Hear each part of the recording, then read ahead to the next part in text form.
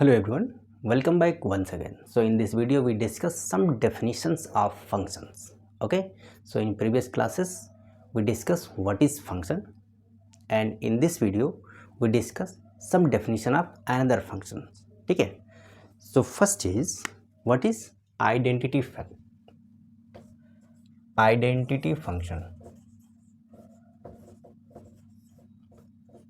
What is identity function? क्या होता है आइडेंटिटी फंक्शन?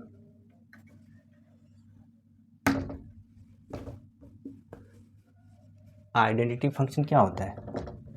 जैसे हमने क्या किया है, रियल नंबर पे बात किया है, ठीक है, रियल नंबर पे हमने वर्क किया है। अब आइडेंटिटी फंक्शन के लिए क्या किया जाता है, पहले तो हमें फंक्शन डिफाइन करना होगा। क्या होता है? F from R to R. ध्यान रखिएगा, a function from R to R given by f of x is equal to x belonging to R. It means what?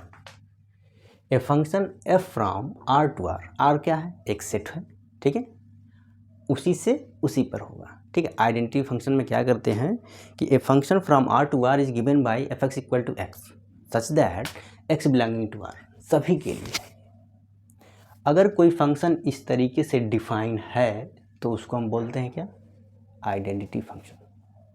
तो आपको ये याद भी होना चाहिए। जैसे अगर मान लीजिए कोई क्वेश्चन आया और उसमें आइडेंटिटी फंक्शन का नाम आया तो आपको सीधे ध्यान में यही आना चाहिए, एफ एक्स क्या होगा? एक्स होगा, for all X belonging to real, ठीक है। तो ये क्या है, और ये हो गया आइडेंटिटी फंक्शन का डेफिनेशन। अच्छा, अगर इस आइडेंटिटी फंक्शन में अगर डोमेन क्या होगा? डोमेन क्या है? आर ही तो है, और को डोमेन क्या है?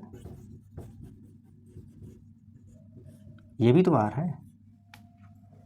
इसका रेंज क्या होगा बताइए? इसका रेंज क्या होगा?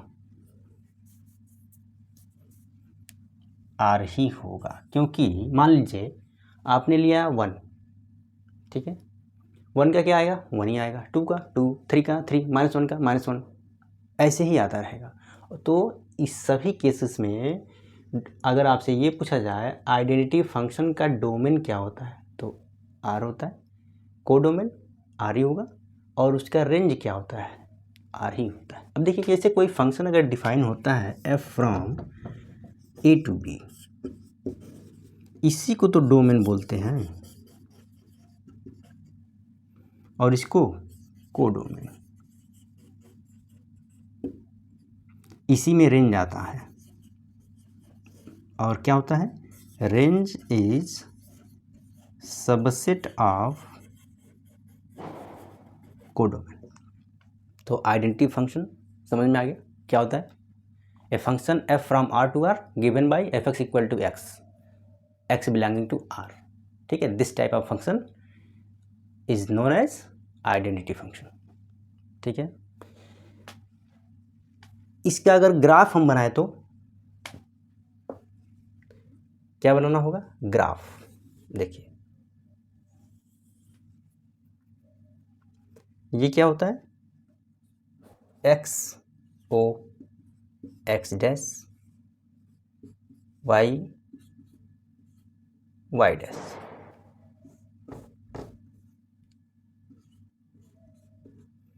ठीक है। तो अगर इसका ग्राफ बनाया जाएगा तो कैसे आएगा? कैसे आएगा? इस टाइप से आएगा। देखिए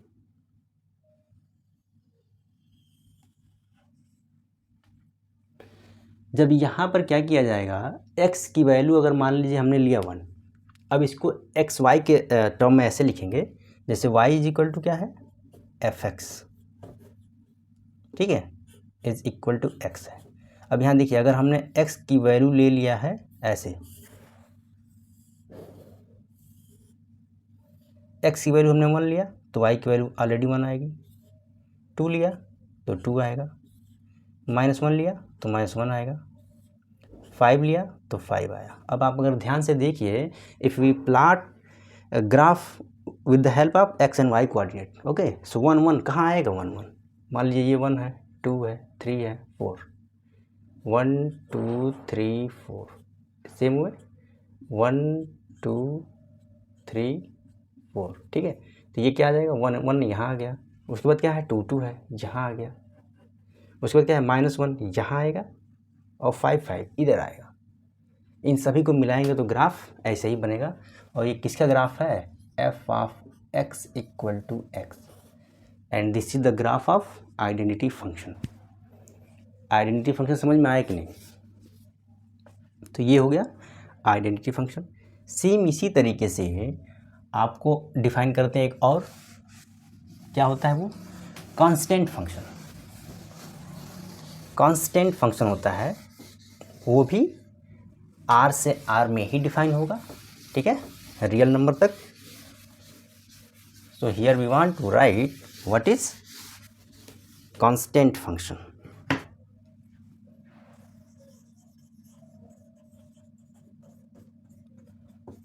अच्छा, इसके नाम से ही कुछ लग रहा है क्या? जैसे कांस्टेंट फंक्शन का क्या मतलब? आप कुछ भी रखोगे ये वही रहेगा क्या? देखो, जैसे a function f from r to r defined by r to r by what? y is equal to fx is equal to c आ गया है ये, for x belonging to r, ठीक है। x r में बिलोंग करेगा, उसके लिए यही आएगा। अच्छा, अगर ध्यान से आप देखिए, x की वैल्यू हमने ले लिया क्या? 1, तब भी y तो वही रहेगा, कांस्टेंट ही एक ही रहेगा, वो कुछ भी रहेगा वो, ठीक है। तो इस टाइप का अगर कोई फंक्शन है तो इसको बोलते हैं क्या? Constant function. वो हर एक नंबर, मतलब x की हर एक वैल्यू पर एक ही उसकी वैल्यू रहेगी। जैसे यहाँ पर हमने c लिख दिया, इसीलिए कांस्टेंट है वो, ठीक है। समझ में आ रहा है कुछ? चलिए, अच्छा है। तो ये हो गया आपका कांस्टेंट फंक्शन। जैसे अगर for example if you want to write here y is equal to fx equal to 2, ठीक है, x की आप कुछ भी वैल्यू ले लीजिए, y 2 ही रहेगा। इसी तरीके से y is equal to fx equal to 3 हमने ले लिया, कुछ भी रखते जाइए x की वैल्यू, 1 2 3 4 r में है, ये भी ध्यान रखिएगा, ठीक है। इसी तरीके से आप चाहें तो कोई भी fx इक्वल टू 4 ले लीजिए। ये सब क्या है? कांस्टेंट फंक्शन है। क्या है? कांस्टेंट फंक्शन है। इसको इस तरीके से भी लिखा जा सकता है, x इक्वल टू fy। इसमें क्या है? y इसमें बिलोंग करेगा किसमें? रियल नंबर पे। आप इस तरीके से भी लिख सकते हैं और यहाँ x की वैल्यू आएगी, ठीक है। तो ये था आपका कांस्टेंट फंक्शन, मैं आपको समझा दे रहा हूँ, ठीक है। और आपके बुक में भी बहुत अच्छे से इसमें दे रखा है, आप देख सकते हैं इसको। तो अभी तक हमने क्या क्या डिस्कस किया? एक आइडेंटिटी फंक्शन, दूसरा कांस्टेंट फंक्शन। क्या होता है? क्या होता है?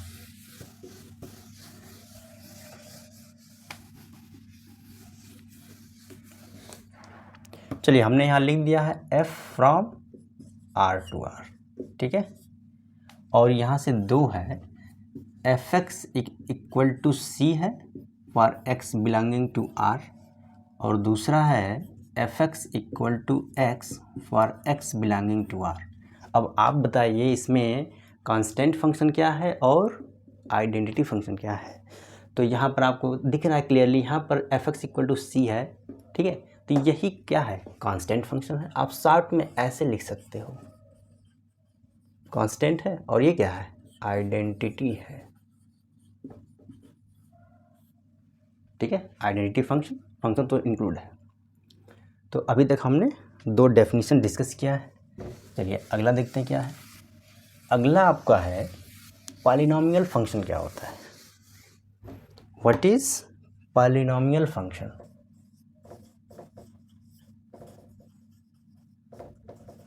क्या है पॉलिनॉमियल फंक्शन? इसमें क्या होता है कि जैसे f from r to r तो रहेगा, क्या रहेगा, f from r to r तो रहेगा, पर ये किस तरीके से डिफाइन होगा? जैसे y is equal to f x होता है तो क्या होता है इसमें a0 plus a1x plus a2x square plus a3x cube plus dot dot dot ऐसे चलता जाएगा और लास्ट में आपका रहेगा an xn। तो ये जो फंक्शन रहेगा इस तरीके से डिफाइन होगा और इसमें x क्या रहेगा,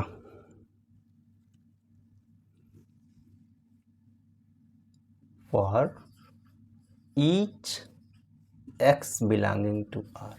ठीक है, ये होता है पॉलिनॉमियल में। जैसे क्या होता है, हम अगर पॉलिनॉमियल लिखते हैं तो क्या लिखते हैं, पॉलिनॉमियल ऑफ 2 डिग्री अगर लिखना हो तो ax square plus bx plus c ही तो लिखते हैं। ये क्या है, 2 डिग्री पॉलिनॉमियल है। ठीक है, अगर 3 लिखना हो तो ax cube plus bx square plus cx plus d होता है। इसी तरीके से तो लिखते हैं। अगर 4 हुआ तो ax4 bx3 cx square dx plus e, यही तो होता है। इसी तरीके से ये क्या है, n डिग्री का पॉलिनॉमियल है। ठीक है, अब यहाँ पर क्या है, जैसे इसको अगर आप लिखेंगे तो देखिए, हम चाहते तो यहाँ डायरेक्ट लिख सकते थे क्या, an xn, सीधा सीधा, इतना बड़ा लिखने की क्या ज़रूरत है। अब आप देखिए n क्या है, n कहाँ से रन करेगा, 0 1 2 3। ठीक है, तो अब ध्यान से अगर देखिए n के जगह पे अगर आप यहाँ पर 0 सब्स्टिट्यूट करेंगे तो यहाँ क्या लिखेंगे 0 और यहाँ पर x टू द पावर 0, और किसी भी बेस पर 0 पावर होता है उसकी वैल्यू क्या होती है 1, तो ये क्या आ जाएगा, ये 0 ही तो आ जाएगा। ये 0 आप पढ़िए, या इसी को बहुत लोग a0 भी पढ़ते हैं। ठीक है, ये आप पे डिपेंड करता है कि आप कैसे पढ़ते हो उसको। ठीक है, तो यहाँ से अगर a1 रखेंगे तो a1 x to the power 1, तो वही तो हो गया, a1 x सेकेंड टर्म आ गया। 3 ये 2 रखेंगे तो ये थर्ड आएगा, 3 रखेंगे तो इसी तरीके से आता जाएगा। तो ये क्या है, पॉलिनॉमियल फंक्शन है अगर इस टाइप का है तो। ठीक है, इस पर एक एग्जाम्पल है, उसको हम कराते हैं पहले। इसी पर ये पॉलिनॉमियल फंक्शन पे एक एग्जाम्पल ये दिया है कि देखिए, a function f from r to r defined by what, fx is equal to x square.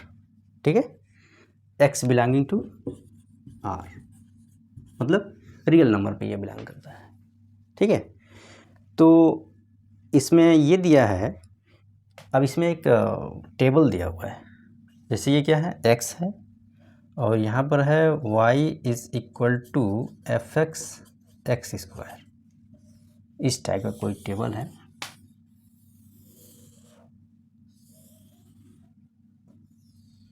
यहाँ पर x की वैल्यू दे रखा है -4 -3 -2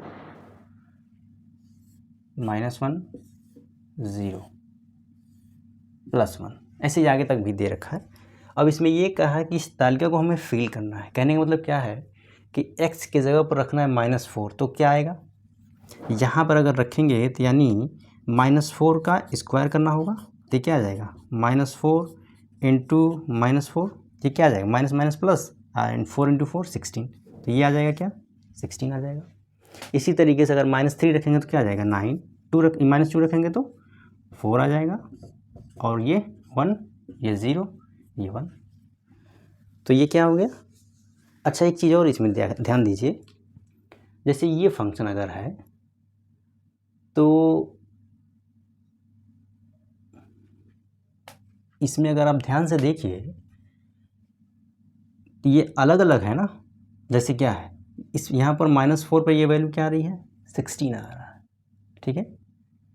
x की वैल्यू जब -4 रह रही है तो ये क्या आ रहा है 16, क्योंकि ये इस तरीके से डिफाइन है जो कि एक पॉलिनॉमियल फंक्शन है, ठीक है।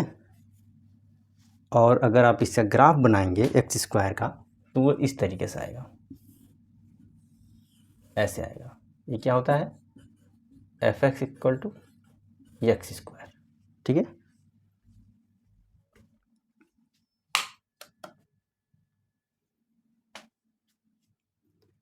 तो ये हो गया आपका पॉलिनॉमियल फंक्शन।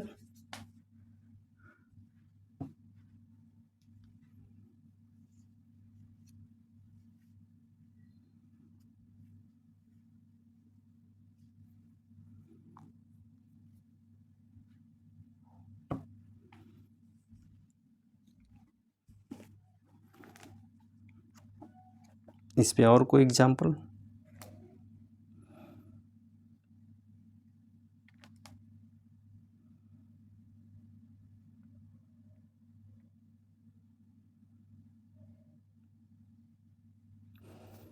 एक और पॉलिनॉमियल फंक्शन देखिए,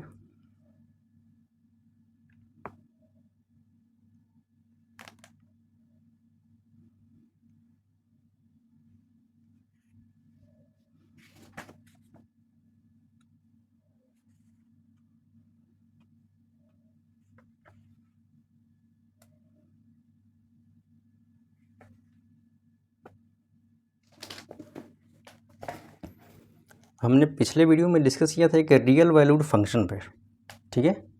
तो उस पर एक इस पे है एक एग्जांपल, उसको देखते हैं पहले।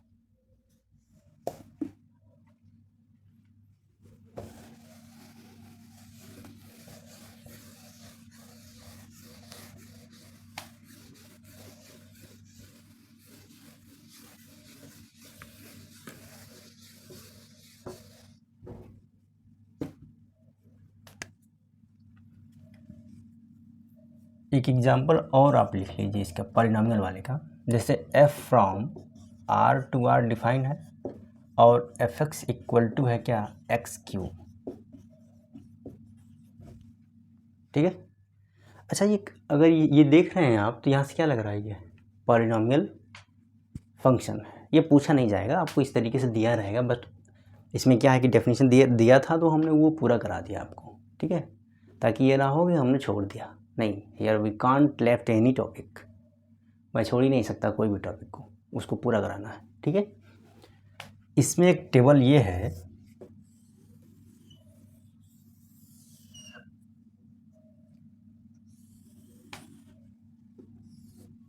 ये x है और ये है आपका fx = x³, ठीक है। अब x की वैल्यू इसमें दे रखा है और इस टेबल को आपको फिल करना है। जैसे ये क्या है 3, 6, 5, 4, 0, 1। अब इस टेबल को अगर फुल करना हो तो क्या करेंगे, जैसे x है 3, तो 3 का क्यूब तो करना होगा। 3 का क्यूब क्या होता है 27, 6 का 216, यही तो होता है। 5 का 125, 4 का 64, 0, 1, फिल हो गया। कैसे निकल रहा है x³ जो दिया है उसका क्यूब करके हमने लिख दिया है बस, और कुछ अलग हमने नहीं किया, ठीक है। तो अभी तक हमने इसमें डिस्कस कर लिया है आइडेंटिटी फंक्शन, कांस्टेंट फंक्शन, और ये था पॉलिनॉमियल फंक्शन, ठीक है। अगला इसमें है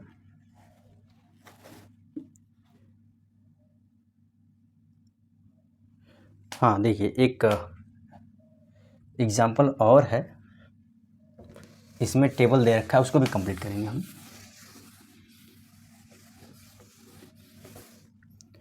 ये जो फंक्शन डिफाइन है एग्जाम्पल में जो अभी मैं लिख रहा हूँ, ये कहाँ से r-0 to r है, ठीक है। मतलब डोमेन में 0 नहीं है, बस इतना है, ठीक है। और डिफाइन कैसे है,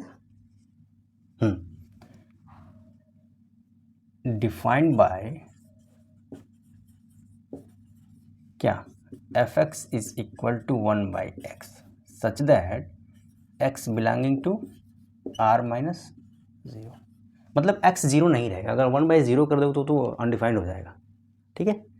इसीलिए इसमें इस टाइप का जो फंक्शन लिखा गया ये 1/x, इसीलिए ये ज़ीरो नहीं लिया गया, पहले ही लिख दिया गया है। अच्छा, ये क्वेश्चन ये होता है कि यहाँ पर हमने ज़ीरो क्यों नहीं लिया। अगर आप ज़ीरो रखें 1/0 क्या आएगा, 1/0 क्या आएगा। अगर ज़ीरो, अब देखिए अंतर होता है ना, अगर ये 0/1 है तो इसकी वैल्यू ज़ीरो आती है, और अगर 1/0 हुआ तो ये अनडिफाइंड होता है, इनफाइनाइट लिखते हैं इसको, ठीक है। तो ये होता है इस तरीके से, अनडिफाइंड होता है वो, 1/0 है इसीलिए। तो ये क्या हो गया, हाँ ये फंक्शन है, इसका टेबल लिखना है।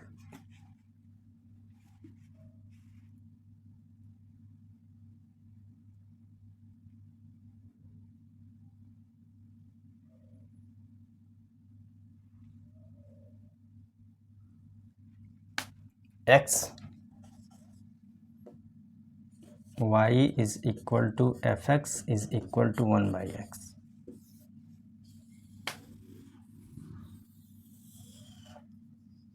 ठीक है, इसने दे रखा है -2,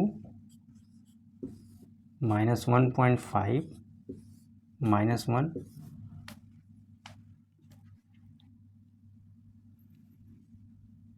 -0.5, 0.25, 0.25,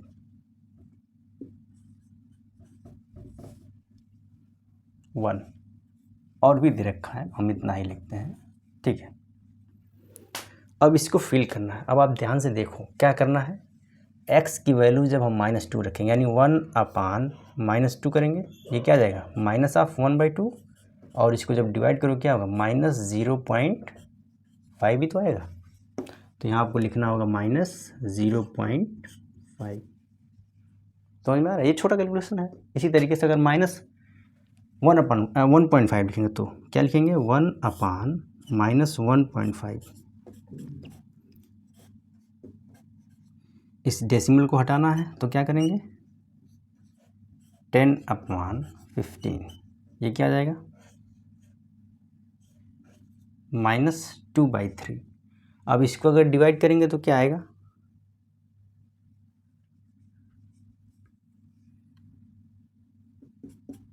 -0.666, ऐसे ही आता जाएगा। तो अगर इसको अगर लिखना होगा 0.67 लिखेंगे, ठीक है। -1 रखेंगे तो -1 ही आएगा, -0.5 रखेंगे तो क्या आएगा, क्या रखेंगे देखिए 1/-0.5 यानी -1/0.5, 10 से ऊपर से मल्टीप्लाई करेंगे तो ये क्या आ जाएगा -10/5, ये क्या आ जाएगा -2। समझ में आ रहा है कुछ, 0.5 पे -2 आएगा, ठीक है। और अगर 0.25 रखेंगे तो क्या आएगा, इधर देख लीजिए 1/0.25, ये 100 हो जाएगा, ये हो जाएगा यानी 4 आ जाएगा, ये क्या आ जाएगा ये 4, ठीक है। और जब +1 लेंगे तो +1 ही रहेगा, और जब 1.5 लेंगे तो 1/1.5 यानी 10/15, तो ये पॉजिटिव में आ जाएगा बस 0.6। तो ये आपने फिल कर दिया क्या टेबल को, और यही एग्जाम्पल ही है। इसमें क्या करना है, इसमें कोई डेफिनेशन देखना है, बट ये एग्जाम्पल है तो इस तरीके से हमें करना होगा। मेन यही है, अगर जब आप इस टाइप का क्वेश्चन रहता है तो आपसे ओरली पूछा जाता है, जैसे वाइवा वगैरह जब होता है तो उसमें ये पूछा जाता है कि यहाँ पर आपने ज़ीरो क्यों नहीं लिया है, why are you not taking zero in this example.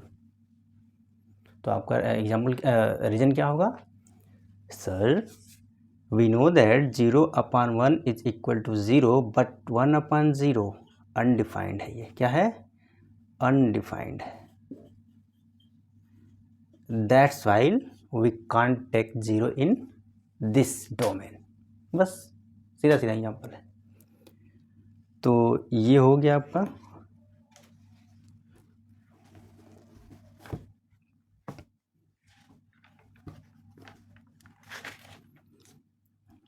इसी तरह से दो और है डेफिनेशन, उसको भी इसी में कर लेते हैं, ठीक है। फिर इसके बाद आपका अगला एक्सरसाइज आ जाएगा, उसको किया जाएगा।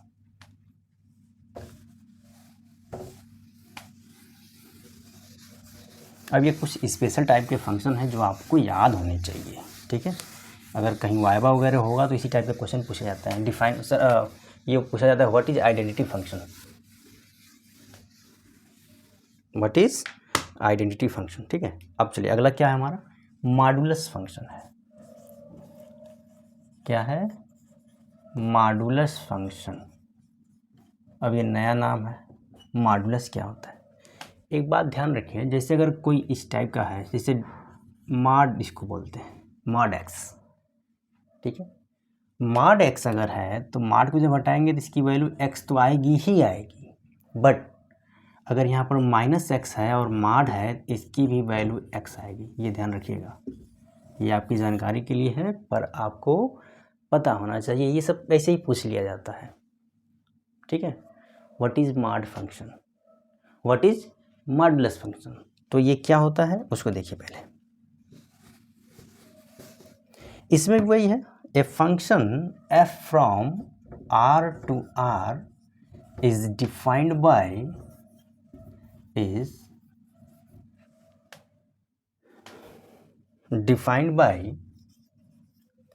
fx is equal to mod x, ठीक है। फॉर ईच या for all x belonging to r, ठीक है। इसी को बोलते हैं क्या, मॉडुलस फंक्शन। अब ये मॉडुलस फंक्शन अगर इस टाइप का है तो ये कैसे ब्रेक होगा, हमने अभी आपसे डिस्कस किया था। देखिए जब भी इस टाइप का अगर क्वेश्चन आए तो आपको सीधे इसी तरीके से ब्रेक करना है। एफ एक्स इक्वल टू ये हो गया और ये ऐसे ब्रेक होगा। एक्स कब होगा, पॉजिटिव तब होगा जब एक्स की वैल्यू 0 से ग्रेटर होगा और इक्वल होगा, और एक्स निगेटिव होगा तब जब एक्स निगेटिव होगा 0 से, ठीक है। तो ये ब्रेक करने का तरीका, कहीं भी अगर आपको जैसे इंटीग्रेशन वगैरह आप करेंगे उसमें ये दिया है कि इंटीग्रेशन ऑफ दिस, तो आपको इसी तरीके से ब्रेक करके अगर लिमिट वगैरह दिया है तो आप यहीं से निकाल सकते हैं। ऐसे ही आपको इसको ब्रेक करके ही इंटीग्रेट करना होगा, डायरेक्ट इंटीग्रेट नहीं कर सकते हैं, ठीक है। तो ये है आपका मॉडुलस फंक्शन, समझ में आ गया।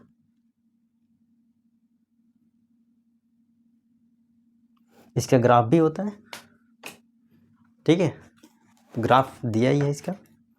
एक और है इसमें सिग्नम फंक्शन होता है। क्या होता है, सिग्नम फंक्शन। देखिए इतना डीप कोई बताता नहीं है पर मैं कराते चल रहा हूँ इसको भी, ठीक है। इसमें भी क्या है, a function f from r to r is defined by, जैसे कोई फंक्शन है वो कैसे डिफाइन है, x, इस तरीके से डिफाइन है। ये x आएगा कब, मतलब सिग्नम फंक्शन की बात हो रही है, ये कब आएगा, इसकी वैल्यू आएगा अगर ये +1 तब आएगा कब, इफ़ x ग्रेटर देन 0 है, ठीक है।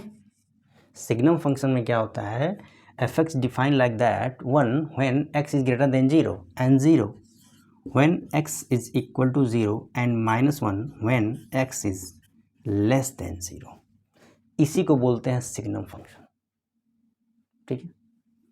और यही सिग्नम फंक्शन इस तरीके से। अच्छा एक चीज़ और ध्यान रखिए, अगर इसका डोमेन क्या होगा इस सिग्नम फंक्शन का, आर ही तो होगा, ठीक है। कोडोमेन ये भी तो आर है, लेकिन इसका रेंज क्या होगा,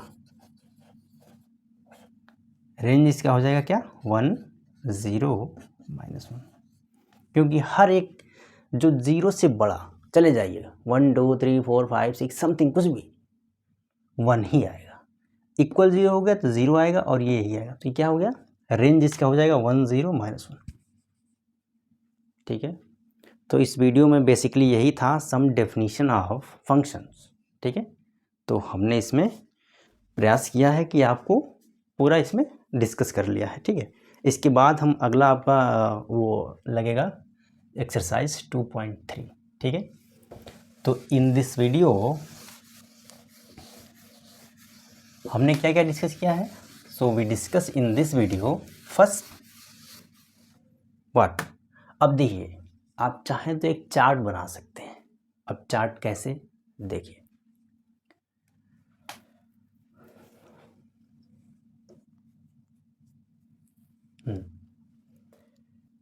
चार्ट ऐसे है कि हमने क्या किया है, फंक्शन को डिफाइन किया है कहाँ से कहाँ तक, आर से आर तक।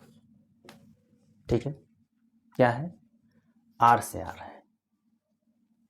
इसके बाद क्या है, इसमें पहला आ जाइए आप, f x is equal to x, x belonging to are.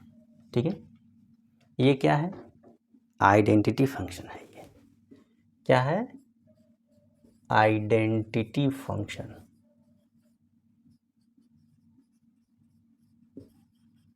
ठीक है, दूसरा f x is equal to c, ये क्या है, कांस्टेंट फंक्शन। समझ में आ रहा है कुछ, अभी तो हमने डिस्कस किया है। ठीक है, क्लियर है। इसी तरीके से तीसरा इसमें आपका आता है f x is equal to a n x n. ठीक है, एक्स बिलोंगिंग टू आर, ये क्या है, पॉलिनोमियल फंक्शन है। क्या है, पॉलिनोमियल फंक्शन।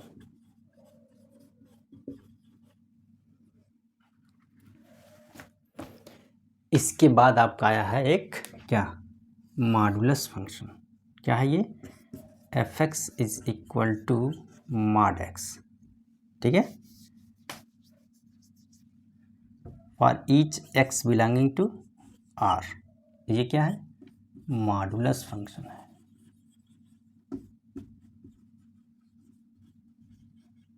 एंड लास्ट है सिग्नम फंक्शन। कैसे डिफाइन होता है, इसको आप चाहें तो ऐसे भी लिख सकते हैं। कैसे कैसे कैसे, देखिए, हाँ ठीक है, ये ब्रेक होता है तो आप यहाँ आगे लिख लीजिए।